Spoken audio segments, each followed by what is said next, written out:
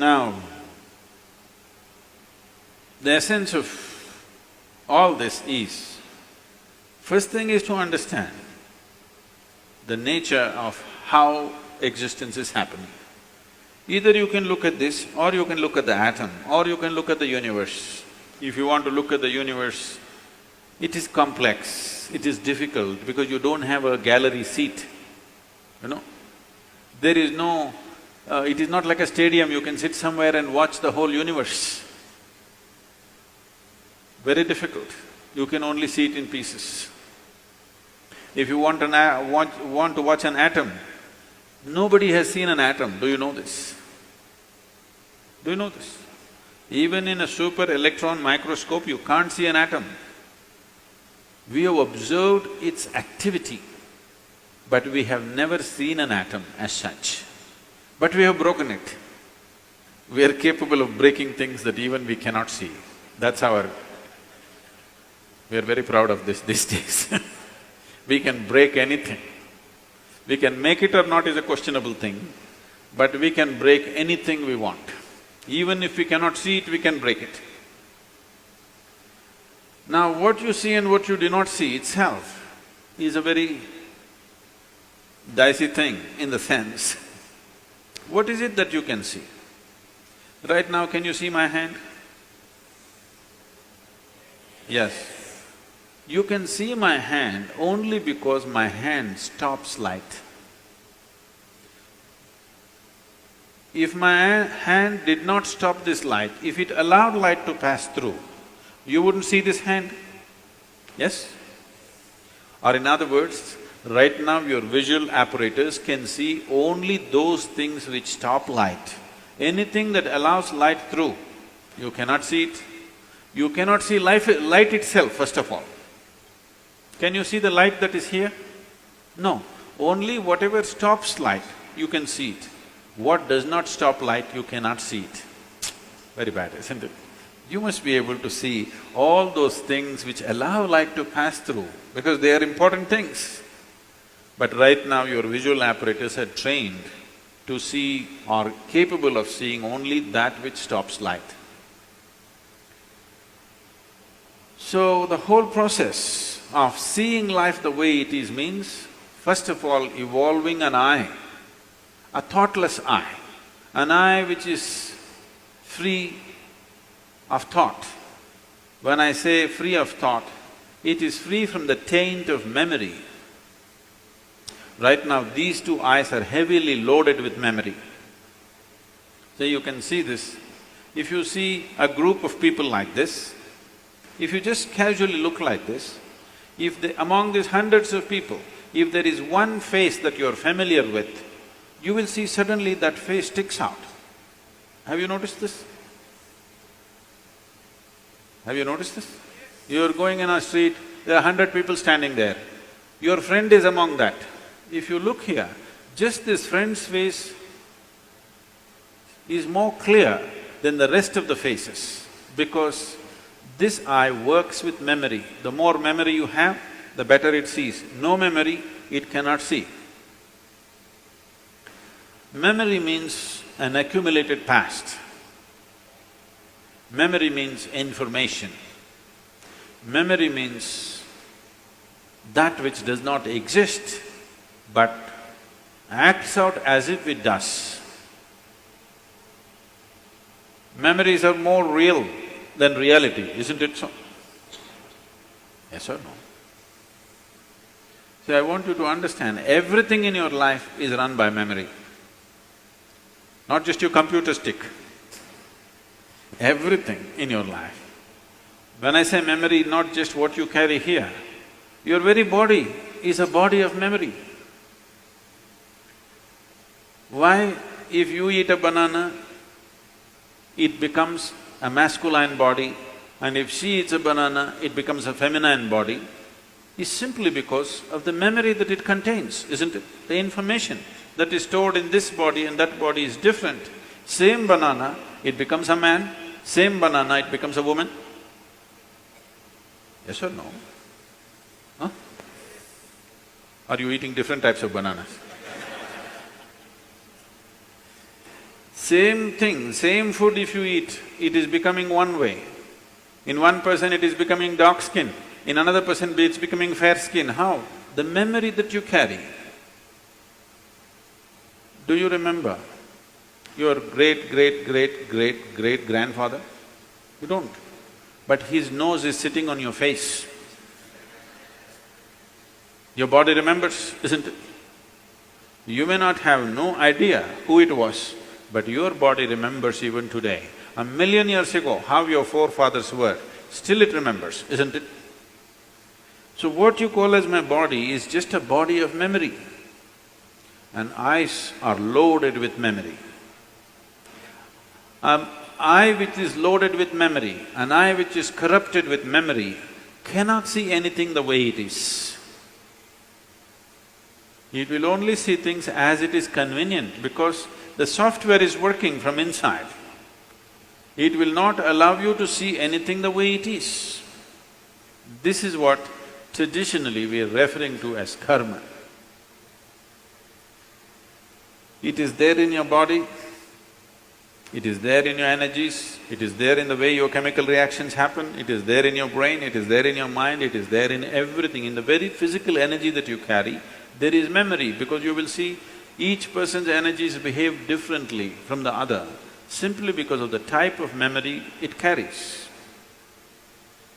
If you want to get rid of this, it's a long process. And if you get rid of this, dismantling of the personality and the body will happen.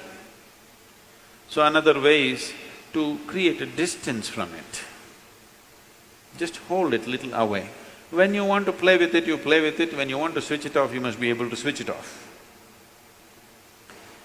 So for this, an external view is needed.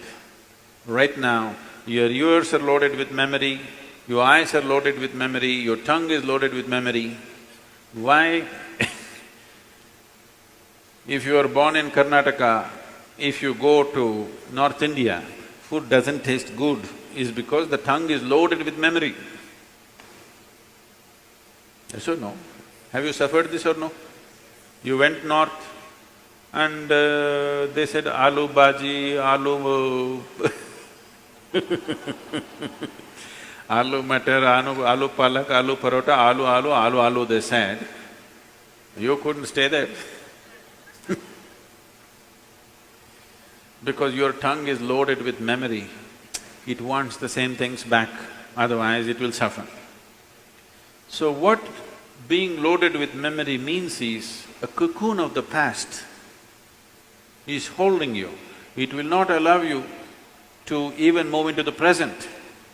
A cocoon of the past holds you and you allow it to do this because it feels safe. It creates a cocoon. There is safety, but in safety there is also imprisonment. You're really safe if we lock you up in a safe, isn't it? But the problem is you can't get out. That's the whole problem. Walls that you build as self-protection, they also become the walls of self-imprisonment. That is the nature of life. If you lock yourself from inside or outside, it's the same thing.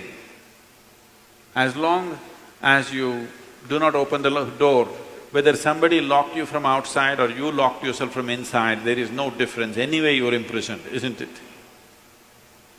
At least somebody locked you from outside, you can at least complain and scream. You locked yourself from inside, you can only be depressed.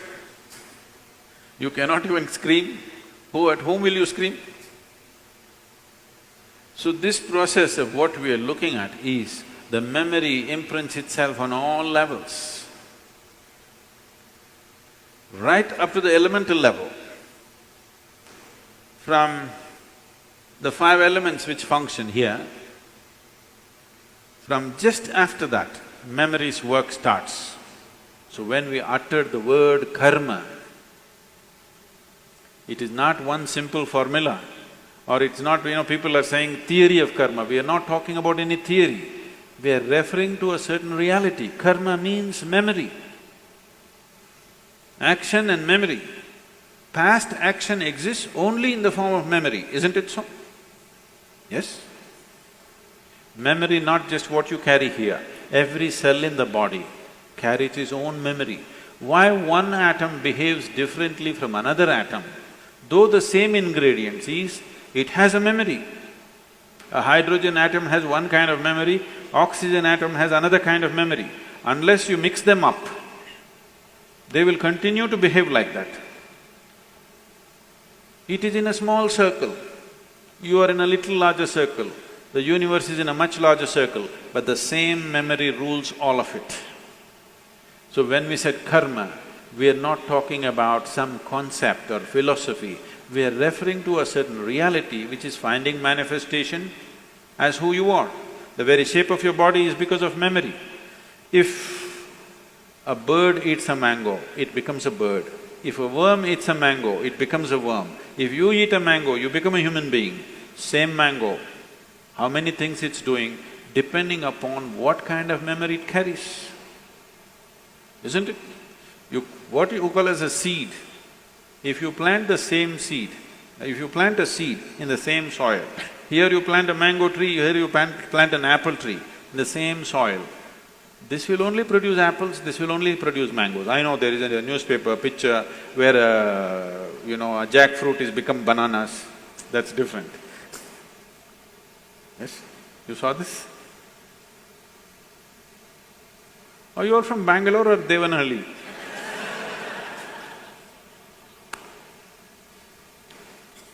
No, you didn't see this? A bunch of bananas are coming out of a jackfruit for some reason. That's a freak. And that's happened because of some mix-up. We don't know who did the mix-up. But essentially, if you… in the same soil, if you plant an apple seed and a mango seed, this will only produce apples, this will only produce mangoes, because seed is a certain amount of memory, isn't it? Whether it is a seed of a plant or your father's seed which entered your mother's womb, it is just memory and memory and memory, isn't it so? This is karma, and this goes right back, right up to the elemental level, everything is memory. Only the pure element is free from memory. So the idea, when we're starting off Bhutesha, because that's the most important thing, that he mastered the elements, that's why we bow down to him, because he mastered the elements, he has an eye which has no memory, a taintless eye which sees everything just the way it is. So yoga essentially means developing an eye which is not contaminated by memory, which simply sees. It does not see things the way your memory perverts it, it simply sees everything the way it is. This eye will see those things which do not stop light. Right now, these two eyes can only see what stops light. If you start seeing something that does not stop light, that means another dimension of the eye is beginning to function.